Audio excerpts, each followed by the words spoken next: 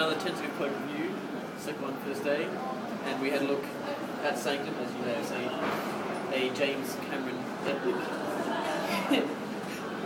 He's getting good at it. He has this thing about either being stuck in water where you can't get out, or really big things that I've got it worked out. And this was a really big thing, stuck in water. Yeah.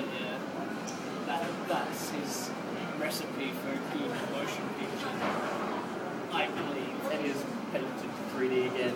He went with the... well, kind of pointless, I thought. Besides about 3 shots, I think the 3D could have just been thrown out the window, as I said, it's just a big gimmick that's been slapped onto every big release, and people spend the extra $2 or whatever it is for 3D. There were parts when it actually did kind of work when they came out into the lights, when you went in the cave. Mainly swimming shots. Yeah, it helps with depth and scale. I mean, in scale, that's what it's there for, I think, this film. There was a lot of just entry shots. I mean, you have a lot of the times when the swimmers would come from outside the shot in, and it would have that kind of that really in-your-face 3D effect. Yeah.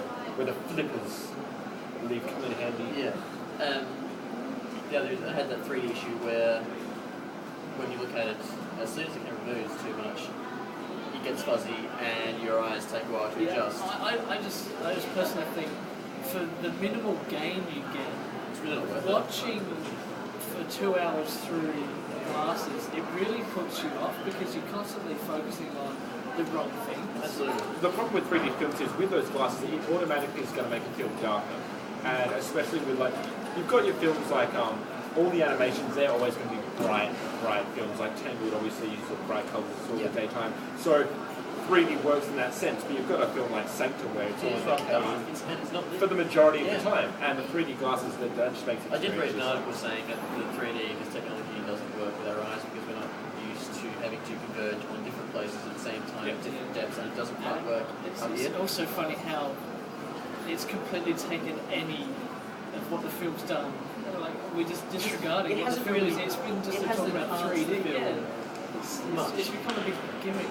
You can still make it look really, really great, like this film did, without 3D. I mean, look, at the same time, this is the main problem I have with Sanctum, because it spends the majority of time within the caves, which makes it a dark film. Yes. And the problem is, if you get a film like that, what you want is you want at least something to compensate that to make it more engageable.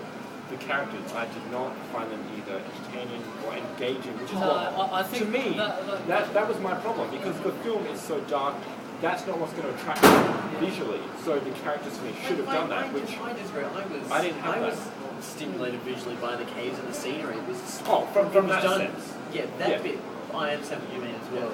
I mean, I just think for a film like that where everything's enclosed, everything's like, you want the characters to be big. You want that to be. For me, they were just really one-dimensional. Really, a lot of them.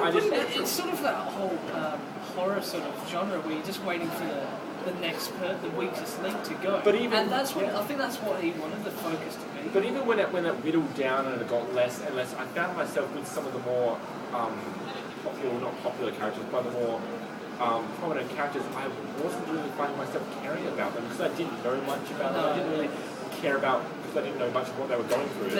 I'm not sure of the actor's name, but the main antagonist basically, you really did hate him. That was a brilliant piece of characterization. He's done things like Fantastic Four. Yeah. Oh, that guy. Yeah. Oh, that's Mr. Fantastic. Sorry, boss. No, you're right. But yeah, I think one of the main things we're trying to get across is that whole character development. That guy, his son, Josh, at the start is really anti-caving, anti-diving, and just that whole travel of the character towards the end, I think is more important than following the characters and finding the character's depth. The extreme situation. And you get that whole poignancy of the movie, which is what obviously they've gone for. But it's that kind of thing that I believe. That big curve. I believe it's been done way too many times before, in the sense that you've got the stereotypical father who's this hard ass, but he's good at what he does. It's really everyone hates him but respects him, and then you've got the sibling, which is generally the son, which is generally just this son who is no interest in hates him. And I've just seen it time and time again, and I just expected something a little different. They had their one main focus and all that, but to me, it it didn't really develop beyond that. That's what didn't I don't really think catch that's my very, interest. very far you can go with being stuck in a cave. And I think it's more of an immediate thing. It's more of a situational movie. So not so much about the characters, not so much about who's playing, who the big names. Although I'll just mention it now, Andrew Harrison from The Chaser gets a cameo. Great cameo. Also, you've got to know, we say, based on a true story, they can't embellish characters. They've got a guy telling a story. They can only go so far as to how it really was. Yeah, So there's a creative license. I forgot that element of truth. Every film is going to have a creative license. But they still kept it obviously true to how he was done. That was my main. On the simplest level, I watched 2 hours of film and was on the edge of my seat the whole time. Regardless of characterization, plot, it just kept doing it. And that's what I go to the movies to see. If you're stuck in the movies and you're watching, if you're watching the ceiling, you go, oh, that's good. That's not what you paid your money for. That's not what the film industry is striving to do. So for me, it was a successful film. I've got to say, me and Sean had a massive debate. I said this is better than Avatar because Avatar is shit boring, but it looks friggin' excellent. Okay, I won't get too much into it because you know what's going to happen. You want to? Look, I'm going to win. Avatar is not, by any stretch of the imagination, a film of the year great film. And obviously, it's all about being visual. It's all about being big. It was hyped up so much. This one doesn't have the three chances. Yeah, and that being said, I still feel that Avatar had, and I know I'm using this loosely, a better story. But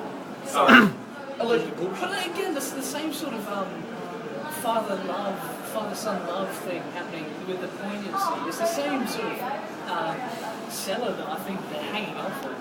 The same almost plot structure just superimposed. James Miller needs new material. Yeah, he's getting old. I mean, Titanic. It's supposed to be about love coming from death, basically. Titanic, the human will, and the strength to survive. That kind of thing. Yeah, we better otherwise we're going to kill each other. So. Alright, 3.5, 1/2. I haven't got the half of it. 3.5. I actually thought it was pretty good. Like, I would go watch it again. I'm not paying $40 to sit After that fight, I thought you were going to go for another 5-star rating. No. But it's really worth seeing, I think. It looks great. It's not bad. Okay, well, I'm just going to go with a 3. Obviously, it wasn't a crap film. That's what I should say. It wasn't. Pull the shovel away. It wasn't a crap film. It just wasn't really, I thought, fantastic. Yeah, for me, great piece of film. You walk away feeling, although it's really sad and poignant and much, you feel really uplifted at the end because of, obviously, the ending. For me, the downside is you are in the... that's the biggest theatre, or biggest cinema that Event Cinemas has in this complex, and I felt claustrophobic. You're stuck in a cave the whole time. And it's massive. It's the hugest cave you've ever seen. But it's just David so Attenborough's back. They travel around Scotland and now back to David Attenborough. So for me, No issues with me. So for me, I'm going to go 3 again.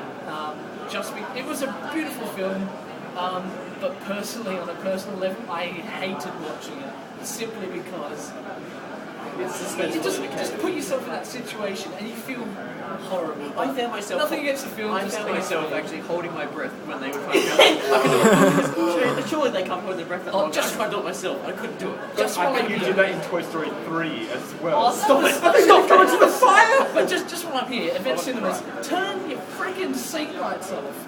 You're watching on a 3D film, and all you can see is like blue LEDs bouncing off your I'm in the aisle side as well, so I've constantly got this line of blue lights. So I'm going from 3D to just.